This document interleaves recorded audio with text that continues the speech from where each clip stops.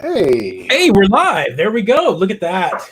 Just a minute late. It's all right. All right, getting all our ducks in a row.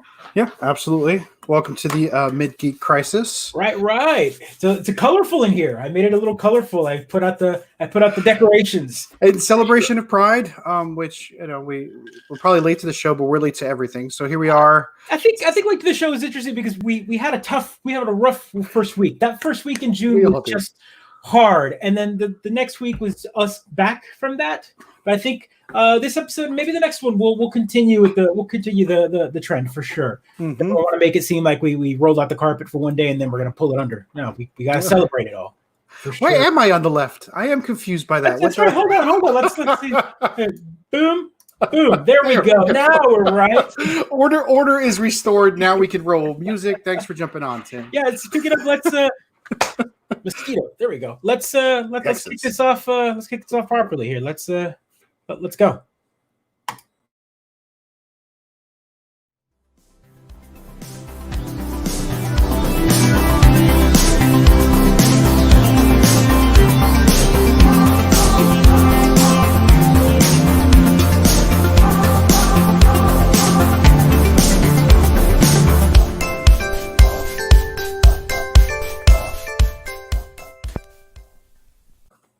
All right, like I said before, welcome to the Mid-Geek Crisis, episode 81. And like I said as well, we are celebrating Pride this week. At least the first episode of celebrating Pride. We still got another week in June before we gotta. I don't want to end it too abruptly. I like the color. It's like putting up Christmas lights. It brings a little bit of joy back into our show. Right, absolutely. Right? It's a little bit of fun, a little bit of pride, a little bit of happiness. Let's go. A little bit of happiness. This week has been a fun one. Since we last met on Tuesday, we had Thursday. I did the live stream real quick, just showing. That's right. Good fun. We had PS5. PS5 came out and apparently it won. It won already. It's been declared the winner. The console wars over. This is the Xbox killer, the Switch destroyer. Yep. The ruler of all of them, I guess. I don't know. The giant almighty Wi-Fi router has come to beat us all. The quality of the memes are excellent. That's related to the PlayStation release. Good stuff. Some great games. I caught a couple of videos. Some great looking games. I was excited for the Miles Morales game that was DLC, but then it wasn't DLC, and now I think it's a full game. That's a mess. Don't you think that was a little bit of a mess? I joked around with you a little bit. I mean, like the one thing they mess up is the one thing that mattered, right? Like a full-fledged Miles Morales game, and they messed that one thing up. They could have messed up Horizons, and we would all been fine. But they messed up that one thing. It's ridiculous. Yeah, so it was definitely one of those scenarios where they're like, oh, here's this like awesome trailer, and then like here's the voice, there's Miles Morales, and then they're like Miles Morales, Spider-Man, and you're like, oh, right, this game, and then like the next day they're like, oh no, it's DLC.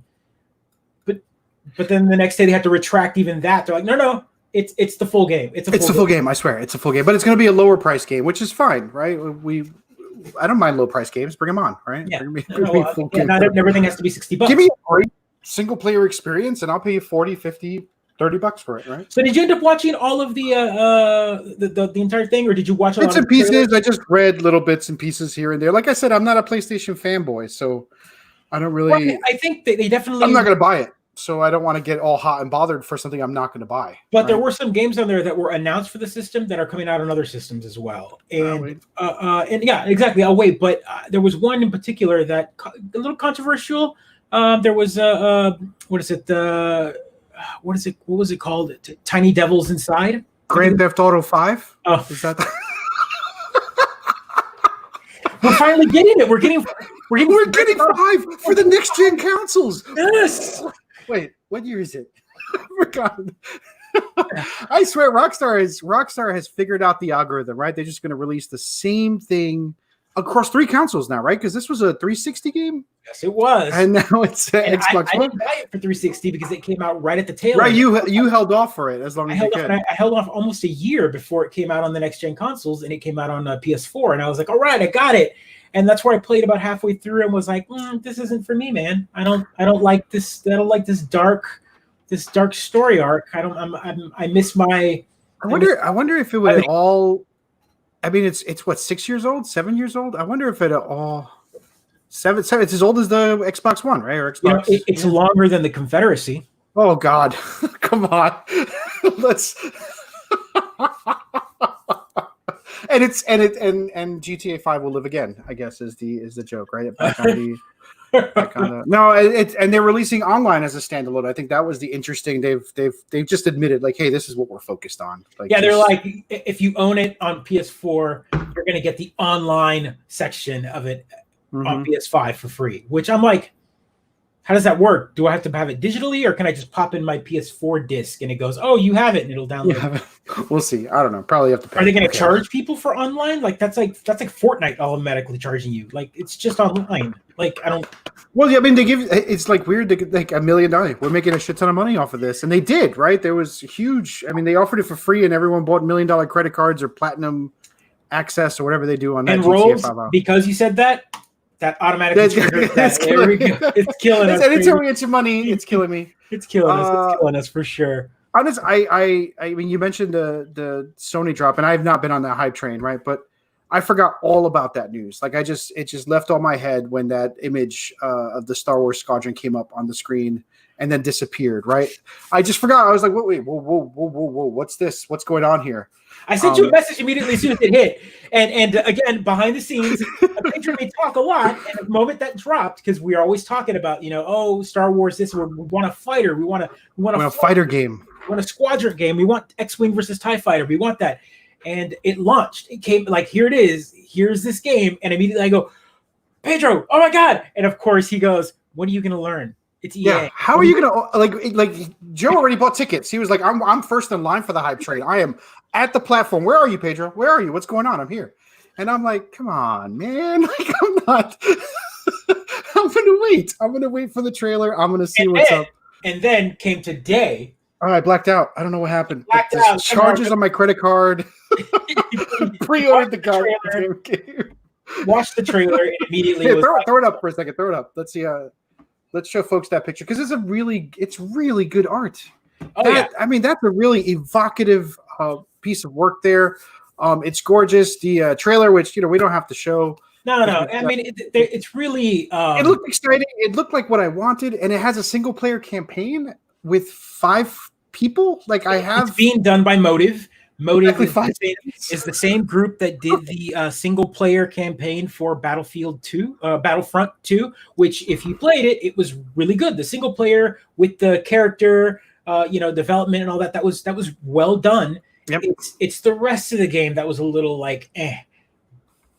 It got better because they took all the pay for stuff and they released a bunch of free stuff. And people that are fans of it now are like, hey, we did get a good game by the end of it. It's just that initial launch struggle, yeah. But this looks great. This looks great. This was great. It checks the boxes. It's after the Star Wars universe that I love and adore, right? It's after Return of the Jedi, if I'm reading everything right. But it's right at the time period that would be most interesting, I think, which is after the fall of the Empire, the rebellion, after they take down these TIE fighters. And it gives you a reason to play as the bad characters, right? Which I always hate. I hate that concept. Why does anyone want to play the Empire? But maybe it'd be an interesting storyline to see how that goes, the sort of fracturing of the Empire. So let's explore that. And no loot boxes, which I'll believe it when I see it, everybody. But they don't have to call them loot boxes, right? They can call them, I don't know, something else. They'll call them, what do we got? Loot boxes, holocrons. Holocrons. I was trying to think of what they called the Sith Pathfinder. What the hell was that thing called? The stupid MacGuffin in the last movie. I already forgot it because he crushes it. I already forgot it because he crushes it. That's how unimportant it was to the plot. So anyway, I'm excited for Star Wars Squadron. I'm hoping to play it because any game where I'm going to play it. Of course, that I was excited for is you will be able to play the game in VR. Yeah, and cross-platform. So that means that I could be on my Oculus and someone could be on their PSVR, and I could put on my headset on my computer. Someone could put their headset on their console and play together. That's look at that. Great. What is that? Great. What world is this? Suddenly, we're giving gamers what they want. It's ridiculous. I thought it was impossible. I thought, isn't that what I was told? Yeah, I don't know. Whatever. As soon as there's money involved, everything becomes possible. I think is the way it goes, right? As soon as we can make money on it, it becomes possible. Before we get to our big topic and our guest, I want to talk about a couple more things real quick. One, again, looks like we went to the last PAX this year. PAX East 2020. So it's sad news, right? I guess after all that happy news, Joe's got to bring the room down, right? It's twofold, right? So no in-person convention PAX. PAX West in October and PAX West in September, and PAX Australia in October are now officially canceled. They will now go to an online method, online thing. 24 hours. What was it? 9 days? Did I read that right? Like a fever dream? That's a long, amazing set of events they have to have planned to fill 9 days. So great. I mean, sad for this year. I'm glad we went to the last one. Really, we took some big risks going to PAX East this year, but we were the last ones off the planet. The last ones to enjoy it. Maybe the last ones to enjoy it. Felt a little Cal-Elish flying off Krypton there. Yeah, we totally got out of Boston before the outbreak. The Carol Baskin curse of 2020 strikes again, I guess. Rolls. Is that what we're calling it? Carol Baskins? Is that the curse? I mean, we don't got to call her out, right? It could just be the Tiger King, maybe. I don't know. Really, it's just the curse of 2020, right? That's really what's coming down on us. Right. Absolutely. Let's see. On their announcement page, they're talking about PAX Online transcending the physical, which makes the religious scholar. How? They use the word transcending, so that's all. Is that what? All I got to use is the word soul to talk about religion? Yeah. Man, I should have gone to school for this. I could be making a fortune. Wait, like all other religion scholars, right? I shouldn't tease. I love religion scholars. They're the best. Especially when no matter what you're talking about, they're like, see, that's religion. That's religion. All the time. But let's talk about something scholarly, right? So let's talk about something scholarly. So again, this episode is Pride, and we decided to bring on a guest, a fellow academic, a fellow friend, philosophy, right? If I'm not mistaken. No, writing.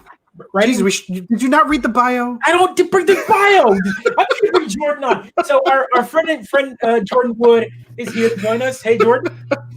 Hello there. It's not philosophy. It was English. But English. Film studies within it. It's all humanities, man. All humanities in the humanities. It's a mix. Sure. So we're gonna flub this all up. So we're gonna let you do it, Jordan. Yeah, so who are you? We'll throw up your Twitter handle. Just let us know what's going on, right? Yeah, sure. So my name's Jordan. I've been actually out of the academy for a couple years now, but I spent most of the previous 10 years doing sort of video games work within an English department, which mostly means basically trying to come up with like every possible excuse for why this literary theory does actually apply to a video game, right?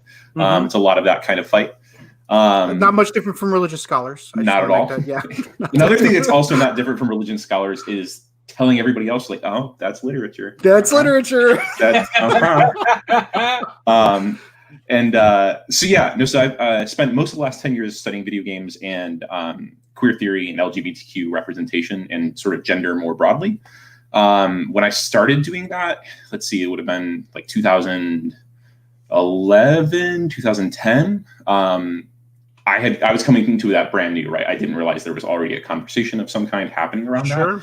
I knew I loved video games. I wasn't allowed to have video games for most of my childhood. My first interaction with video games at home was my dad telling me to write a paper to explain why I should have an Xbox. So that tells you something about life trajectory from there on out. Holy cow. But yeah, so and now you're like a gamer. I don't want to say you're a Mid-Geek gamer, but you're a gamer, right? You play board games, role play games. Jordan's actually in my D&D campaign that we play every week. He's plays a great warlock.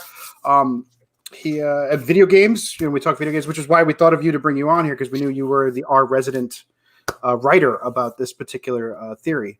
Yeah, so tell us a little bit about what you've specifically written. So in general, again, we're talking about Pride, we're talking about LGBT, we're talking about queer theory, queer in general. What is it that you wrote, or what is it that you've got?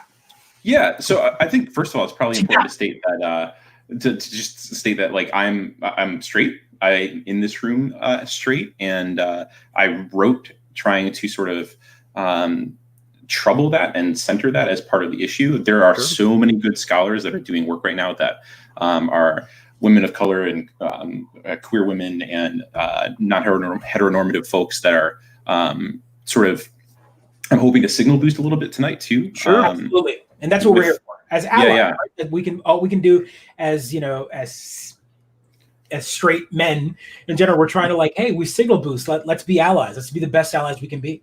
Yeah, and so what I was doing with my work was, I guess it started by, pre-Gamergate, if I can use the word, right? Okay, no, there's pre-Gamergate and then post, sure. I think it was pretty obvious that video games had a gender problem, and the way the industry approached the people who played video games had a gender problem, right? I think most companies thought of their players as largely just like 18 to 25-year-old dudes. Mm-hmm. And as a result, we only got a certain kind of product out of that. Some of that started to change in the late 2010s in the US, I would say. I remember really clearly when Mass Effect first came out and people were freaking out about there being a potential sort of pseudo lesbian romance option in that, right? And the BioWare games in general having these romance options. That was sort of where I started.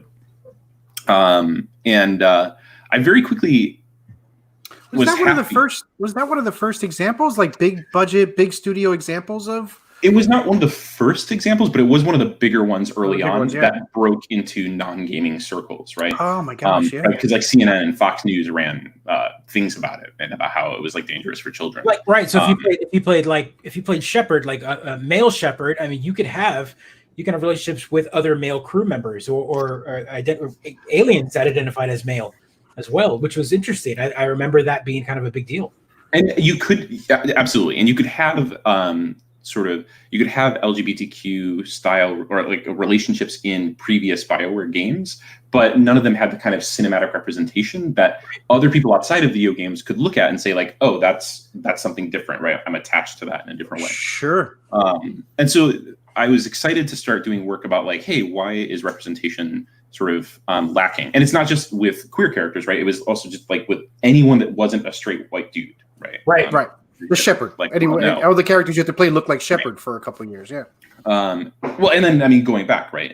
So I very quickly started recognizing in the work that representation wasn't the only problem. It was also, hey, video games are unique from movies and TV. They do representation in ways that movies and TV don't. We relate to those characters in different ways.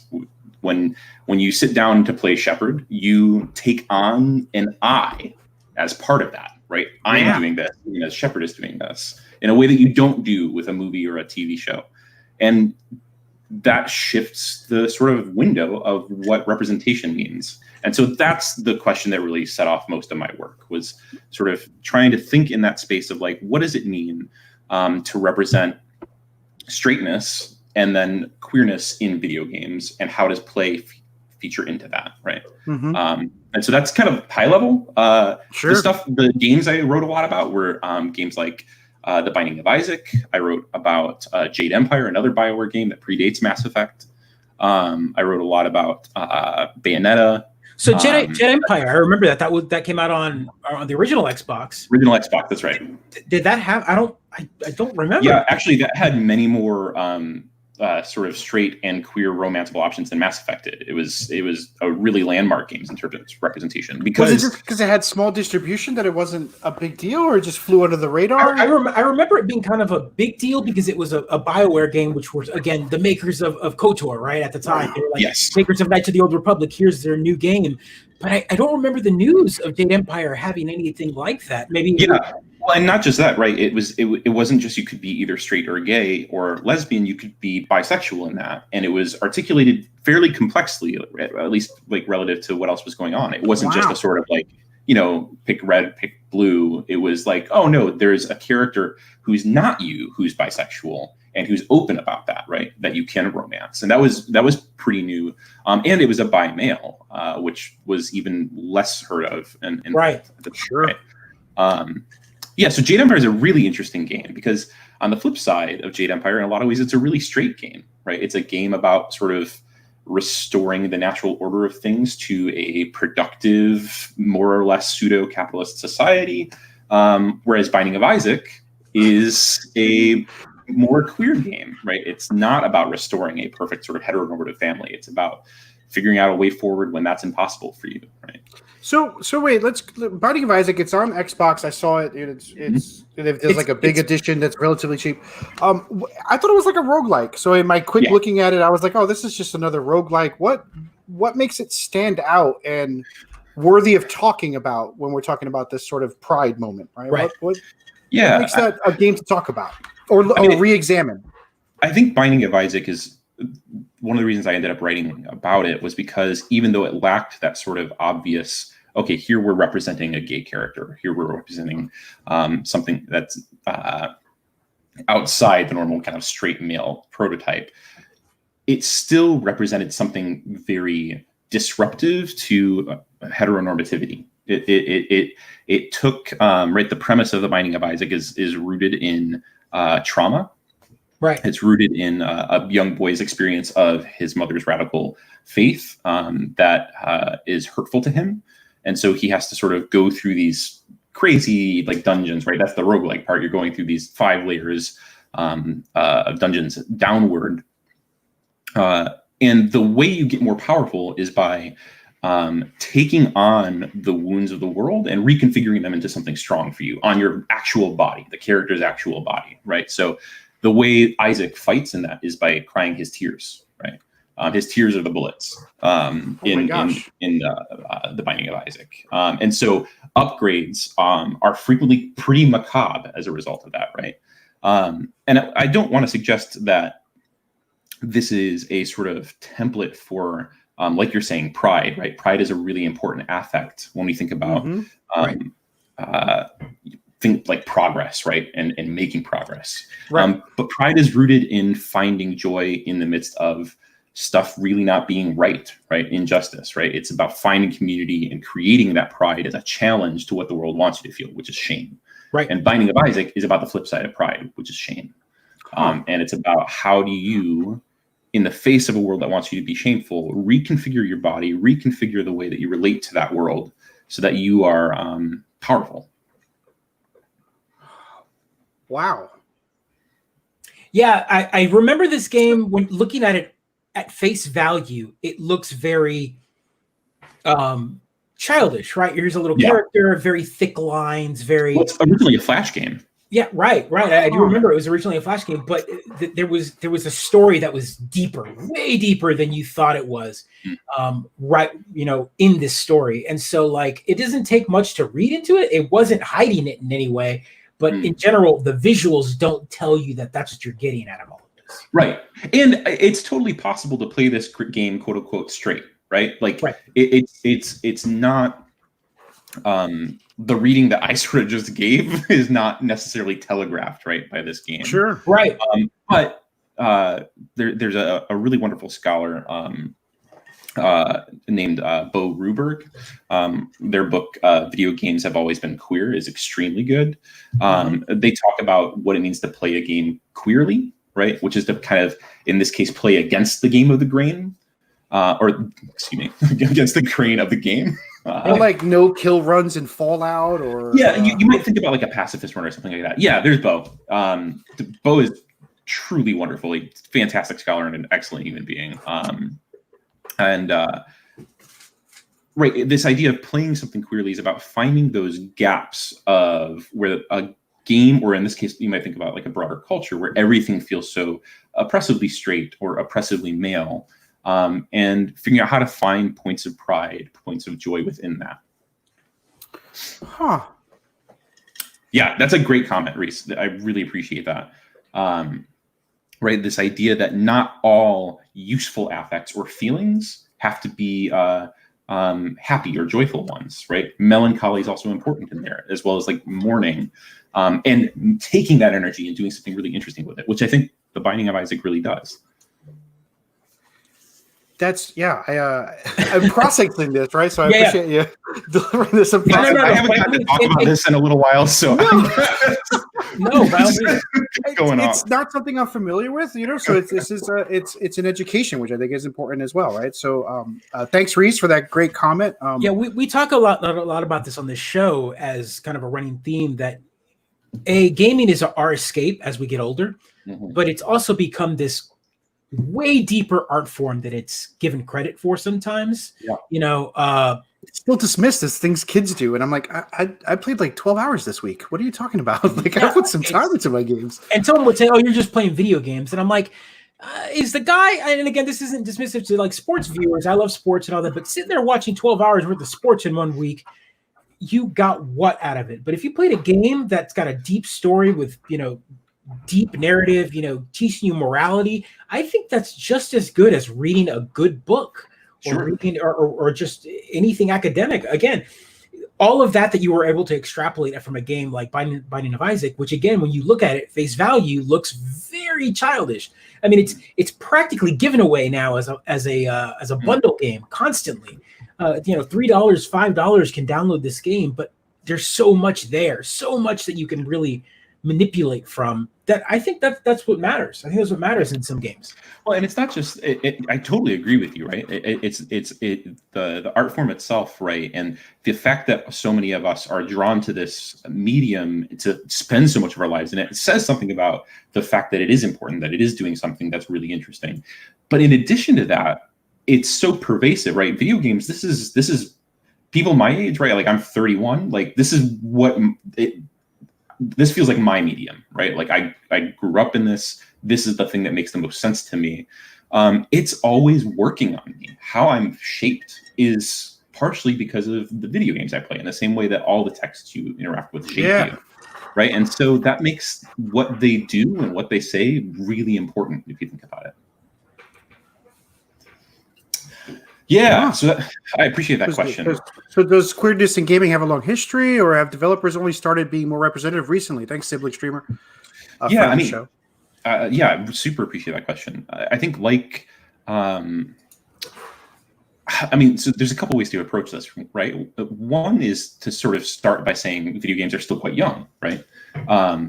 And as long as there have been video games, there have been queer folks playing them. Right. And sort of developing them and working on them. It's also international, right? So how the dynamics of that play out are different depending on where the games are being developed. So for instance, there's a really great resource called the, I'm going to get this wrong, I think is the LGBTQ archive, game archive. I'm going to, sorry, there we go. I'm sending it. LGBTQ game archive. This is basically a collection of like a whole history of LGBTQ representation in video games, going all the way back to, you know, the Magnavox Odyssey era. Oh my gosh. And so this is an extremely well-researched resource put together by Adrian Shaw, who's another really fantastic scholar, and then a team of graduate students and other scholars. I think Bo actually probably worked on this. I worked on this for a little bit. And so this is one way of tracking that question, where like you can point to, yeah, okay, here's a trans character in 1987. For sure, there was representation here. But that brings up all kinds of questions of, okay, what was the point of that trans character? Was the point to be a sort of weird villain? Was the point to sort of just kind of have there's a lot of ways that it can mean something, right? And so this is a fantastic archive to browse if you ever have that question, because it's not new. It's not new. Wow. There's one really interesting anecdote, right? I think it was Super Mario Brothers. It was either Super Mario Brothers 2 or 3, where the Japanese release saw a character that switched genders multiple times and was only rendered male. What's that? 2. Yeah, so 2. That would be Birdo. Birdo. Yeah, thank you. But in the American release, it was monogendered, right? Yes, right. That character, and so like that kind of question immediately comes into play when you look at what is the history here. Yeah. I'm really interested in thinking about queer ecologies, and we'll be interested to hear about nature-themed games or queerness in relation to playing non-human others in games. Is there anything y'all are playing now or excited about forthcoming that explores some of these themes of queerness in relation to playing non-human others in games? Yeah, this is such a good question. Oh boy. I'll sort of approach that first by so I when you play a video game, what you're doing is you're saying there's going to be an on-screen representation of me and my performance that is not me, but is also me, right? That's what you're saying. And the magic of video games is it takes the movements you're doing, the cognition you're having, and it puts it up on a screen for you, and then it gives you feedback so you can adjust accordingly, right? Which means when you're thinking about ecology and the world that's represented inside of a game, is you can do all kinds of really interesting things that either undermine or play against heteronormativity without having a sort of again, like a character you can point to and be like, that character is gay. So I think there's one really incredible game called Everything, which I didn't have pulled up. I'll pull it up for. Don't worry about it. Our producer will pull that up for us. There's a really interesting game called Everything where it's more of a sandbox. I think this came out like 3 years ago. And you start off as a sort of like an animal, like in a savanna. It's kind of low poly art. And like, say you're a deer. And so you're just wandering around with this deer and you're eating things. But at any point, you can zoom up into something bigger or down into something lower. So you're a deer, and then like you look at that tree, you're like, actually, I want to be that tree. And now you're a tree and you blow in the wind. Or you can be like, I don't want to be that. The animation's really funny, right? Oh, flippy bear, sure. Yeah, exactly. Everything. And that's how all the animals move, is by flipping head over heels. The wonderful thing about this game is you can be the bear who's flipping head over heels, or you can like zoom all the way up to being the continents on the planet moving over geologic time, right? Or you can be the germs, right? Like that are floating in the air between two different, not to use too I guess present of an analogy with the coronavirus, but it's spot on, dude. You know what I mean? Right? Can we even talk about germs anymore, right? Like, yeah. And so again, that's not something that I think immediately strikes as being relevant necessarily to like an LGBTQ like pride conversation, but I think is important in that it shows how games can reconfigure our relationships with the world around us, right? It draws connections that narratives. I'm looking at the gameplay. Yeah, he was flipping as a bear. Now you're the clovers. Yeah, exactly. Bugs. Yeah. Right. So it's something that teases out connections that are. Yeah, I'm seeing like I think have like an interesting energy that you can talk about within the context of some queer ecologies. Which again, I'm trying to. It's so easy to slip into jargon, and I hate that about this. No. Let me know if I need to stop being such an asshole. No. It's you're on the right show, for the record. Well, there you go. You're right. You can go all the way to like molecules, and there you go. That looks like a very chill and fascinating, and everything clearly moves a different way. So you have to really embody this particular aspect. And so that word right there, embodiment, that's the one. And I apologize, you can hear fireworks going off. My neighborhood is going bananas with fireworks. Awesome. It's 4th of July for a month. I get it. Yeah, exactly. It's to me, video games, the main way that we interact with video games is embodiment. Ooh, I want to make sure I read this. Like gaming has been slower to include this compared to movies and TV shows. Sorry, I read it out loud, right? Just no, that's great. That's super helpful. I'll come back to embodiment in a little bit, but Rolls, I think that question, it's an interesting one. I think my first reaction to it is I don't know that it has been slower. I think both movies and TV have had a longer history than video games, right? And both of them have really only, right? I mean, like Will and Grace was like what in the early 90s, and for all the problem and how problematic that show still was, that was still like a landmark moment. And that's like 70 years into television's history, right? So video games are always participating in the broader media ecology, and there's a certain extent to which it's roughly, I think, on pace with sort of other elements of media. Now, that said, there are some unique things about how gaming culture works that I think make it a particularly difficult space, but also a potentially really fruitful one.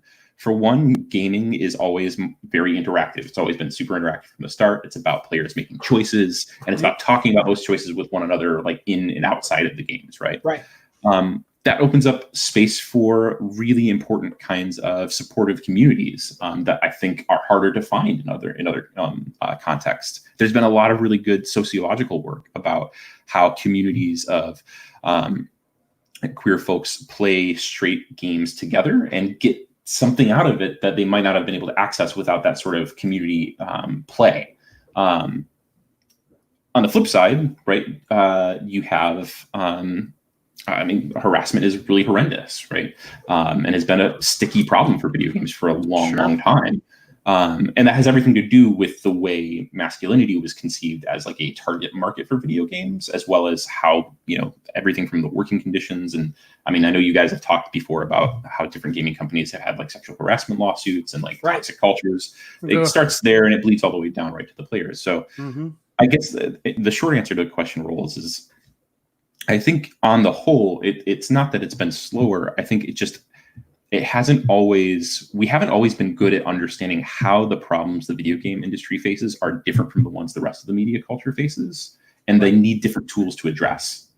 But isn't there sort of, I mean, I don't want to say isn't there sort of, but like, don't we have a different outlet for gaming in that we can make our own games, right? Like, unlike the big studios that have to produce TV and you need to get advertisers and all that good stuff, and you're sort of controlled on what channel or distribution network. Literally, if I wanted to, I could make a queer game, and put it out there in the world and let people enjoy it or not. I think, and again, correct me if I'm wrong, Jordan, but I think with gaming in general, for the longest time, the indie games have been around forever. Right. Homebrew, indie, all of that in general. I mean, the homebrew scene is essentially the indie scene without a name. Like it was, here are games that we're making for a console that are unlicensed. You need to hack your system to play this game on the system. And so that's how indie games existed for a long time, because computers are one thing, but playing an indie game on an NES back in 1985 was impossible for the normal individual. So every game had to go through Nintendo quality assurance. There was a filter. There was a filter. PCs, on the other hand, were dedicated for the nerd, the person that would sit behind a computer monitor, but not a gaming. So there was a moment. Man, we traded floppies in Chinatown that had some questionable content on them. There was at one point a very clear division where like here's the person that needs to have technical know-how on how to do things, and here's someone that could walk into Sears and buy a video game and just play it. So at that point, the corporations came in and managed what was allowed. So now, like I think that, and again, correct me if I'm wrong. I'm just trying to kind of lay it out as timeline as a video game retro historian. These games in general, I think. What's harder is we didn't notice these indie games because they weren't out by the big boys, but by the big companies, Nintendo, Activision, Blizzard at one point. I mean, you've got all these big companies out there, the EA, big publishers and developers. They didn't touch those games. Those games were independent, and the only way to play them was through a computer, because either that or you have to hack your system for homebrew. But now, again, with the Xbox 360, I think was a big landmark. I know everyone likes to give credit to other companies, but Xbox 360 with Xbox Live Arcade. Well, I was going to say they had that summer of indies, right? The summer of independent. It was Braid. And what else came out the year? Big milestone for independent. Right, exactly. So there we go. That was the moment that the independent developer, a game with one or two individuals, could make a game and put it on a console that was installed into millions. Yeah, I mean, I think what you're speaking to is platforming, right? It's a question of platforming, and there is for sure there's always been LGBTQ folks making games, right? That's always been the case, and that's one of the reasons when you guys asked me to come on, I was sort of like, oh man, how do I talk about development, because developments are always really team based, right? And so a lot of this ends up going in the independent world. And I think you're right that like the Xbox 360 was a huge step for platforming indie games. Braid, I mean, you want to talk about queer melancholy. Like that's a game, right, about finding your princess, a guy finding his princess. So again, on face, there's something really straight about that. But it's a game about constantly not being able to do that. And then having to sort of continually experience the loss of time over and over again. And so it really breaks that normative rescue the princess. And that was right there, right at that moment where like indie games started. That was pretty much ground zero for independent games. And then, I mean, Speak too, right? The itch.io just released their huge bundle that I've been playing through. Like those hundreds, thousands of games, right? Many of which are extremely... Okay, sorry, I should read this. I think Reese might have been typing it at the same time I mentioned it, right? So that there, I wasn't cribbing your notes, Reese. I would be interested in thinking about video game production as opposed to film TV. It seems that independent programming of a video game could include LGBTQIA themes and would be much more easily made than the entire production apparatus needed for film and television. Yeah, I mean that was really my thought process as well. Even though there are big budget games, I think you could do more with less in gaming world. You can make a braid and blow people's minds, and you can or Celeste and blow people's release minds, very personal games too, right? Yeah. So for I mean, one of the landmark games in this was Dysphoria, DYS4IA, which is by a developer named Anna Anthropy, a queer developer. It was very much about the experience of gender dysphoria and being trans, and it was extremely autobiographical and small. And when they released it, on Flash, it found an audience, and that's the kind of thing you never walk into Sony or to Microsoft and say, I think this has an audience, right? That they're never going to greenlight that, but absolutely, there's that space. I mean, I remember there'd be a real flashback, a real pushback against that game as well. It found an audience, and then there was a really terrible reaction to it as well, right? I just remember I don't want to say scandals, but news being dragged out or you're right. Yeah, you're absolutely right. So I mean, I think the space that the independent game development scene gives for sort of personal stories is a really important space that we need to work pretty hard to preserve. In itch.io, I mean, I know a lot of people joke around how there's so much shovelware on there, and it's tough to sort through because there's so many things on there. But it's also just an incredible archive of really personal experiences, right? That I just can't imagine how you'd get them otherwise. I remember a few years back at PAX. Again, this is where we get to talk to some of these developers and play some of these games, and they never come out. I remember sitting in the Kickstarter booth, and I played a VR game. It was one of my first VR experiences, but it was a game about dealing with cancer as a monster. And, that dragon cancer. Dragon cancer. Yeah. And so that was one of those games that this was, again, years before it came out. I played it in a very alpha, and there I was talking to the developer, and I could, when he would describe it, you could feel the pain in his voice when he was talking about this experience. And so we think about it as a game, but in general, this was a personal experience for somebody. And a lot of these games that represent are painful experiences for the creators. Right. I mean, and I think going back to Pride, right? It's playing these games. I'm really glad to hear you say that. This story on Jordan's recommendation. You're cool. When enough of these stories and experiences, because it's not just about story, it is, again, going back to that Binding of Isaac conversation, it's about how these games kind of get you to interact with the world and other people in a way that you might not otherwise. That could be a decentering experience that's really important. But when enough of these start to kind of accrete, and when people start to understand, oh, wow, these are so interesting, these creators are doing such good work, we start to get more in the quote unquote mainstream too, right? I mean, so Gone Home, right? That's a huge hit for the Fulbright Company. The Fulbright Company was a small team of developers. I think 3 developers worked on it, and then some musicians and other folks too. And it's a short game, just 3.5 hours. Yep. But when it came out, it was extremely well received by the critical press, right? I mean, we received pushback too. This was the game, for instance, right, that kind of people invented the term walking simulator for, right? In a kind of derogatory way.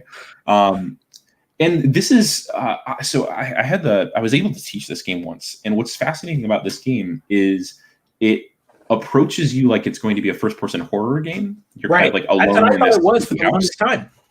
Yeah, I think I actually downloaded it as part of a Halloween month bundle. It was marketed. It was marketed in line with that, absolutely. Right.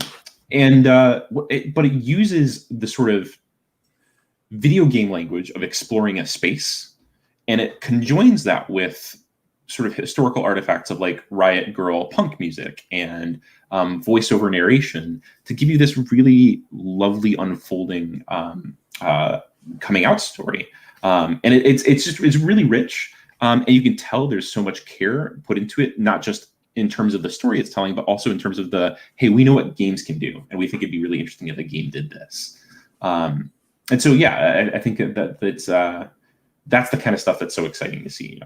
That's great. That's good stuff. So that's one of the games. One of the things we reached out to Jordan because we knew he was into this and very passionate about this, and said, "Hey, what games would you recommend if you wanted to introduce someone like me, who, frankly, I play the straight games, if you will, if you want to coin that term, and I haven't really explored outside my comfort zone." So I asked him, "Hey, what kind of games on there?" Gone Home was on there. Binding of Isaac is on there. What other Neo Cab, which I think is on a Steam special this week, or this Neo just came out? It's part of the new Steam bundle that just just came out like 2 hours ago. And I think the Games with Gold game this month is Coffee Talk. Yeah.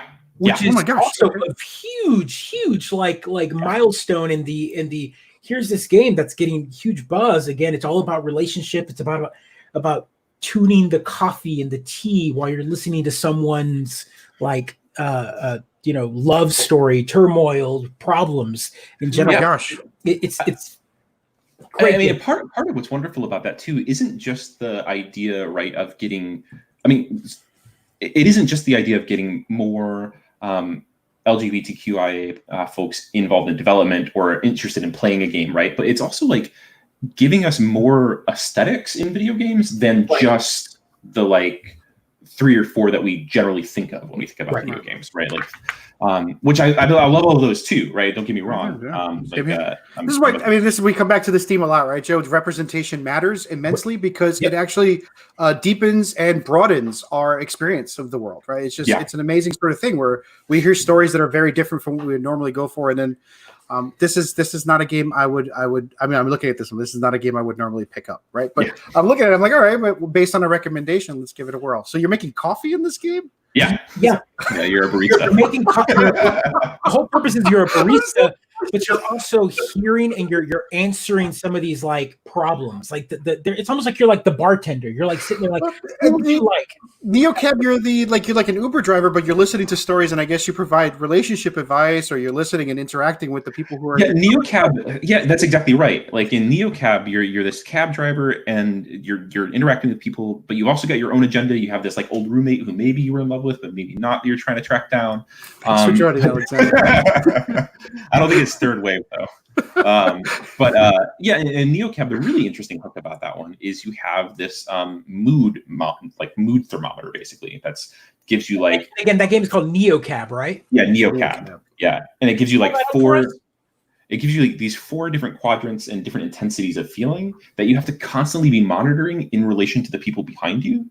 And if you get too angry, you'll lose the ability to have certain dialogue options, right? Oh my gosh. All right. Yeah, so it's very much a game about self-monitoring in a social context where you're vulnerable, right? Because you're a cab driver, you need to make this money. And even if someone's insulting you or sort of talking about millennial, right? It's the gig economy. It's like you're the Uber driver, right? My star rating. Well, and this game, what's really interesting, he's saying that because we've had a conversation about this before. A few empathy games. Okay. All right. But what's and then NeoCab, right? I mean, it's on Steam now, but it debuted as part of the Apple Arcade lineup, right? So Apple had this out on their main stage. It's a great little game. It looks pretty neat. It's the exact. I love these. It went straight to my wish list right away, and then you put it on your list, and I was like, "Oh my god, look at this!" I didn't even know it had more depth than what the aesthetic gave me. Right, so that's great. Right, the aesthetic gives you that again, we talk about that that neo future Tokyo Blade Runner-esque futuristic world that we're kind of enjoying right now. We're seeing this is the timeline we should be on. We got the dystopic one though. We were hoping for the utopic one, and we got the dystopic one. Yeah, well, the problem is the utopic one was always the dystopic one. That's literature, baby. Right? That's literature, baby. So Jordan, what is? Out of all these games, I'm looking through this list and I'm seeing that you can go back years and years, and they kind of point out here's a character that obviously was referenced. You can go back to 1985 and look at The Legend of Zelda and see oh, by the way, here's a character that might have mentioned something that was obviously this. what is the game right now, like that you would say maybe growing up, that you would say this is a game that had way deeper meaning that no one caught? For me personally, sure, why not? That's a great question. Yeah, I'm not really sure. I think like we didn't notice it. I mean, I know we play like. I guess the one I'm going to bring up is go for it. For me is Wind Waker. We talk about Sure. Tingle.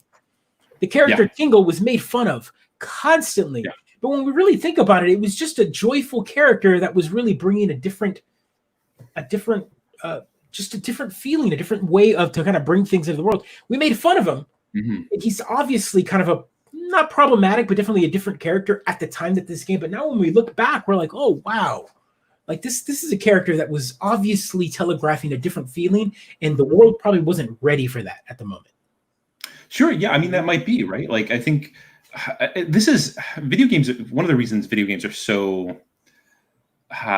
it's so important to talk about this stuff, but it can also be so tricky, is because we're always cutting across so many cultural contexts, right?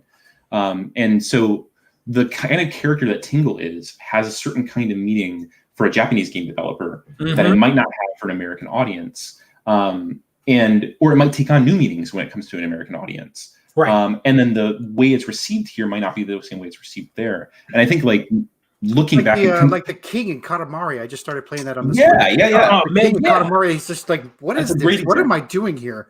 And I think that's one of the reasons why what you're doing, Joe, of just sort of like kind of always looking at like your own history and understanding how you've sort of received these characters and how that's changed, or how what new possibilities for those games are there that weren't there for you at that time are super important, right? I mean, I think one game. So I mean, this is kind of a gender conversation more broadly, but I mean, so for me, right, coming up when I did, Halo was a huge deal, right? Halo was the biggest game ever when it came out for me, and it has this really smart, really intelligent feminine character in Cortana, who of course doesn't actually have it is gendered because of programming, and then like bodiless most of the time also, right.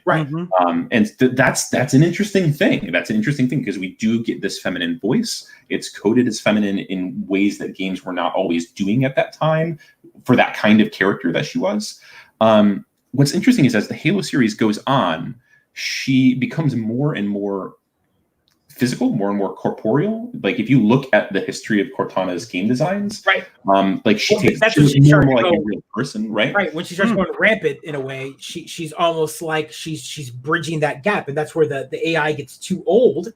What do you think it says that the more embodied the only woman character gets, the crazier she is? Right. That's about Halo's genders. I knew there was a good reason why I didn't like the Halo series. I knew it. And the wild, self-aware about it too, and it's.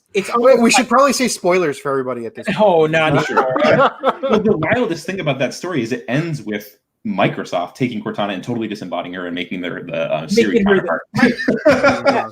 Right. Yeah. Oh my gosh. Right. I'm with Reese. I mean, Reese and I must be on the same wavelength today, but Mass Effect is one of those games that really affected me.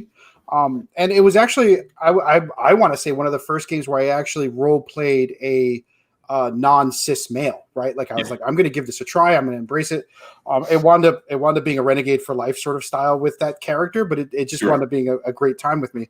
But also like exploring like, oh, this is a very uncomfortable option, but I'm going to try it. Right. So I remember playing that game and very much enjoying it because, I don't want to say embody it, because I took on that role so enthusiastically. Well, and I think there is something to that, right? I think you're right to want to be cautious about, want to be careful about not wanting to overstate what that identification does, right? Like you did not get to experience the world as a non-cis male because of playing this game, right? No, not at all. But you did get to interact with dynamics that are not ordinarily available to you as a cis dude, right?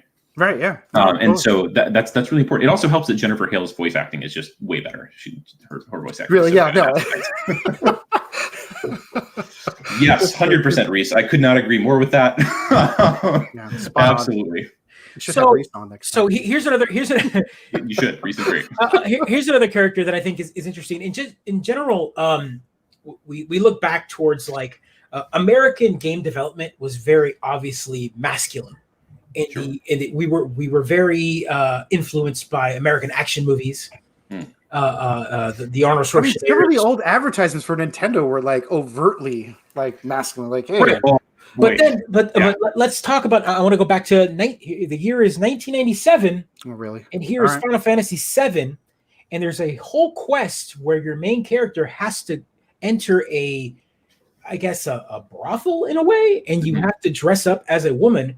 And at the time, it was funny. Oh, here's Cloud dressed up as a woman. But now the year 2020 comes around, and we do a whole remake. And I don't know if you've seen or gone through that mission in the remake, but there is a whole like rhythm game dance scenario where Cloud is a very beautiful woman, and you're just supposed to take it at face value. Yeah. You're supposed to kind of run with it. It's interesting to me, like here we are, 1997, 2020, and what we saw then and what we saw now, and we're just like, wow, here we are. Now we have all these graphics that we can update, but we didn't go any further away from it. We embraced it. We took it to the point where we're like, it's almost like Japan went, how uncomfortable can we make you feel? Because this is what we meant in 97. And we're going to make you feel we were held back by our own graphics ability to write this. I think that's interesting to me. Like here we have Cloud, who obviously looks very beautiful. He's supposed to be the macho hero protagonist in your story with a giant sword. But now, hey, let's put him in a dress and give him long hair and make him do like a dance. It's just interesting to me how that plays both sides. Well, and there's a celebration of it, pretty much. Celebration of it too, because at the end of it, I think even the character that puts him in the dress kind of mentions that like beauty is, it doesn't matter if you're male or female, beauty is beauty, kind of thing.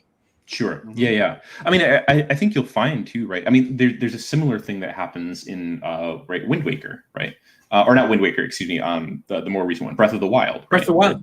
In order to sort of be in this whole section, Link has to cross-dress, right? Which is tough to sort of swallow in the face of sort of Nintendo's refusal to like acknowledge any kind of gender bent Link as part of a canon, right?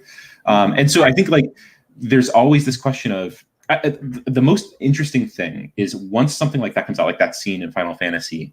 What do communities of LGBTQIA folks do with that? How does it hit? How does it land?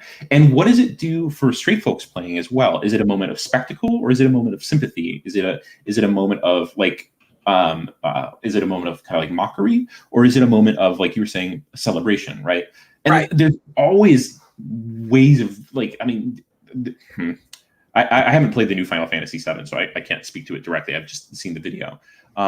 I can, however, guarantee that it probably makes multiple versions of that reading available to people. Right. Yeah.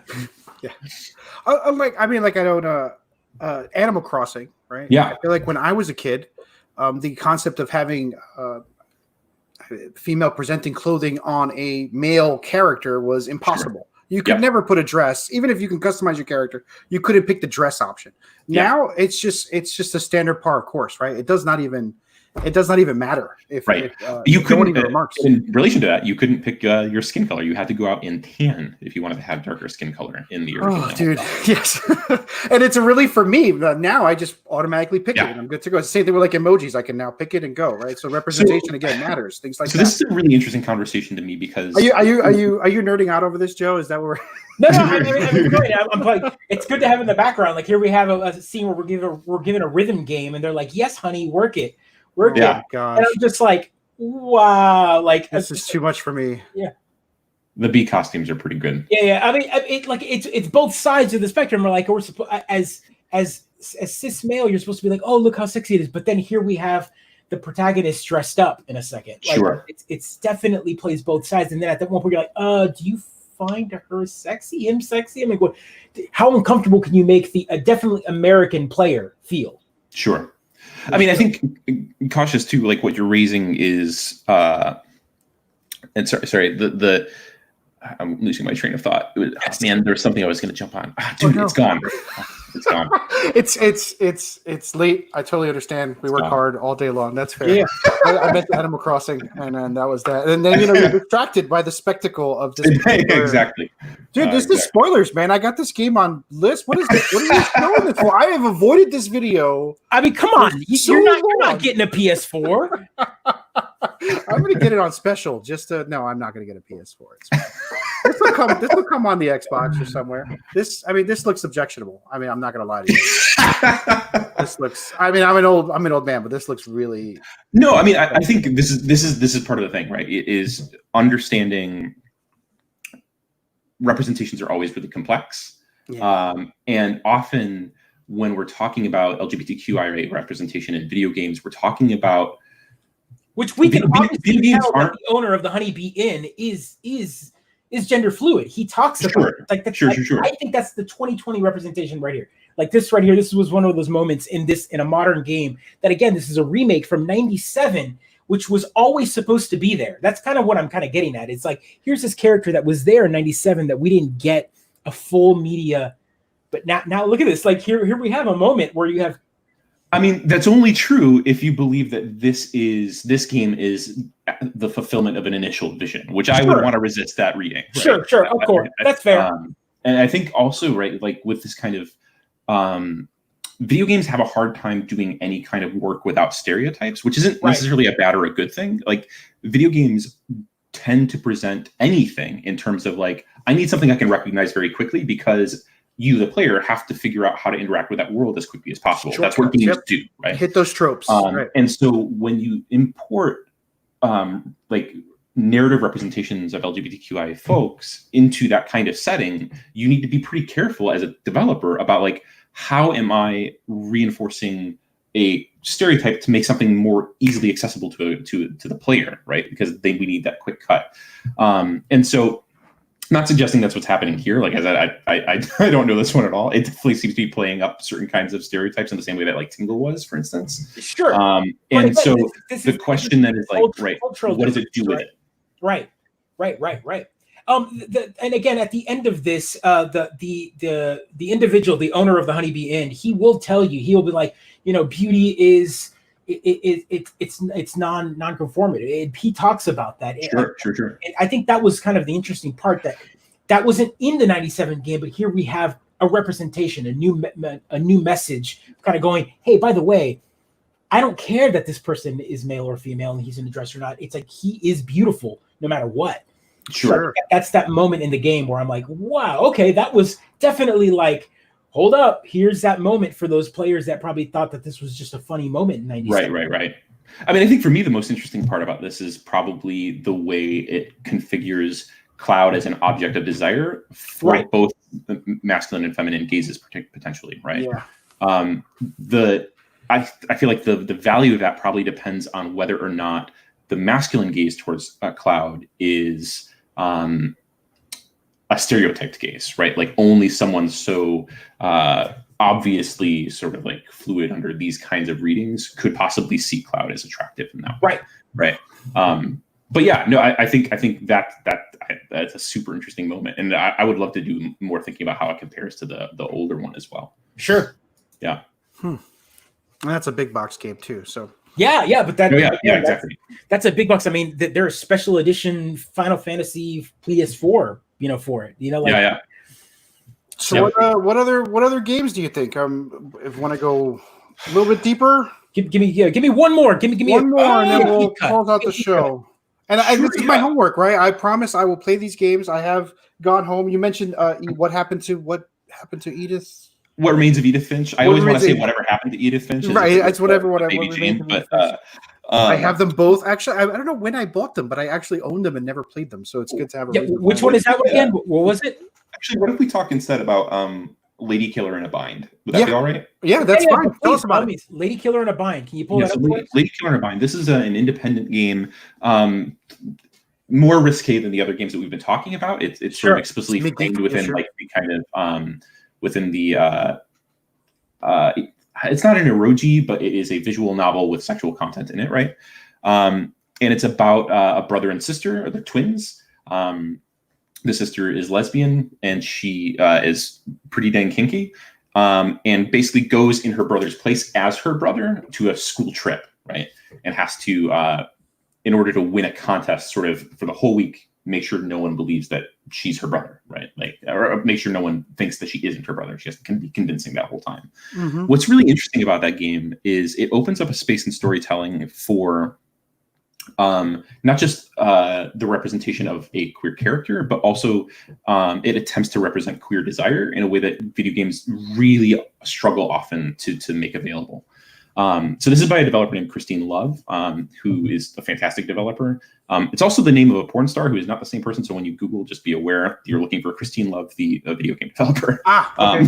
All right. But watch out. That's a pro tip, folks. Safe search on. All right, got it. Fair play. And so as you are sort of advancing through this game, you're exploring as a lesbian character who other people perceive to be a heterosexual male or heterosexual man, and then sort of working through, like I said, different kinds of kinks in that context as well. And it just represents those things really well, and it foregrounds consent as like extremely strongly the whole time too, in a way that I think it's a nice counterpoint to the sort of visual novel style narratives that are often about sort of just like finding the perfect like waifu or whatever, right? Like this is like a proper sequence of events to get them naked, right? Yeah, exactly right. And there's more to it than that's going on, and there's more that's fun there as well. It's not just like a sort of, it doesn't just configure sex as this sort of heterosexual reproductive end, but as something that extends beyond the bedroom. It extends to sort of like desire is also just how we talk to one another. Desire is also what it means when there's like power differences and how you negotiate them with consent in a good way, right? And then at the end, it conjoins it all to like a really nice anti-capitalist message. That's really cool too. So. Oh, I can get behind that. What? Because you're burying the lead there. What just happened? Because those two things are intimately related, right? Capitalism is heteronormative. So specialization is overrated. Yes, I will make an effort to post it on the specialization overrated. Asks us to share the recommended list of the games that Jordan would provide. So with your permission, Jordan, of course, I will post it. I can add more to it. I'd be happy to. Yeah, it's a pretty sweet, concise list. Well, I checked them all out. A lot of the games are relatively easy to find. I thought they were going to be hard. So many cuddles. That's the kinkiest thing about that game, Ashley. There's so many cuddles. So many cuddles. So many cuddles. That's all. It's good stuff. I'm excited to try these games and come back next week, and maybe we can have you back on, Jordan, if your schedule permits, just to talk about our experience with them and sort of explore there. So that's good stuff. I'm only wrapping this up because I'm no, absolutely. We are 1 hour in, and like I said, folks, I made this episode because I figured we needed definitely some sort of representation. I felt like I didn't want to talk. Someone without a beard. No, something without a beard. Okay. Oh man, some of us might have beards, folks, just not physically. This was fantastic. Thanks for hopping on, everyone who jumped on and like us, follow us, blah, blah, blah. But mainly, join in the conversation. We'll post up the list and we'll talk some more, and maybe we'll post a list of games and we'll talk about those games. Yeah, right? And feel free to reach out. Conversation. I'm always up for it. Just at Jordan Wood on Twitter. Right. And again, that was. Let's make sure to put that. That's at Jordan Wood. You can reach out to him on Twitter. Have conversations with him. He has his own. He streams as well. He's on Instagram. All of those links I'll put in the show notes as best as I can in the bottom of our YouTube video when it goes up, and we'll go from there. Maybe we'll have you on next week again, and we'll talk about some more stuff. I feel like we shouldn't end it this week. Cool. It's definitely June. We definitely should talk about it, and I'm going to try to get one more guest on the show. We'll talk about it next week, and we'll go from there. Awesome. Thanks a lot, Jordan. Thanks, everybody. Everyone, thank you so much for joining us. This has been episode 81 of the Mid-Geek Crisis. Like, subscribe, share this with your friends. Share this video. Say, hey, look, here's a wonderful conversation brought to you by someone that has actually written and studied some of this stuff, because I'm an idiot. I don't know what I'm talking about. But I want to know that we want to learn. We want to learn, and we're going to do our best to be the allies that we can be. Yeah. Again, happy Pride, everyone. Love you. Yeah, be kind. Be kind.